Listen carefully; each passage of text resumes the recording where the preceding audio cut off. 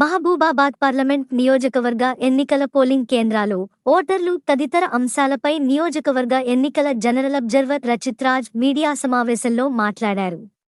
Total voters చూస్తే మనకు 15,32,366 ఉన్నాయి. ఇప్పుడు నిన్నటి దాకా జరిగిన మన నామినేషన్ ప్రాసెస్లో 30 క్యాండిడేట్స్ 56 సెట్స్ ఫైల్ చేశారు. దాంట్లో 5 నామినేషన్స్ రిజెక్ట్ చేయడం జరిగింది. దాని తర్వాత 2 మంది విత్డ్రా అయ్యారు. ఇప్పటికి ఫైనల్ మనకు 23 మంది 23 క్యాండిడేట్స్ ఫైనల్గా ఉన్నారు.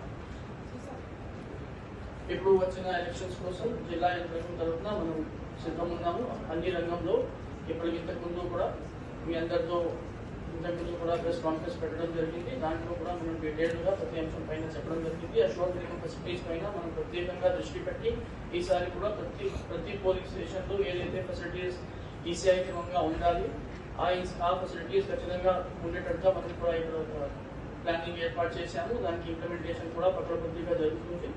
ఈ క్రమంలో మన జనరల్ అబ్జర్వర్ గారు కూడా రెగ్యులర్గా పోలింగ్ స్టేషన్స్ విజిట్ చేస్తూ ఇన్స్పెక్షన్స్ చేస్తూ ఏదైనా సలహాలు సూచనలు ఉంటే దాని క్రమంగా మేము కూడా ఫాలో అయ్యి ఈ పోలింగ్ స్టేషన్స్కి 100% ఎట్లా ఉండాలని మనం అదేవిధంగా ఫాలో అవుతున్నాము. దీంతో పాటు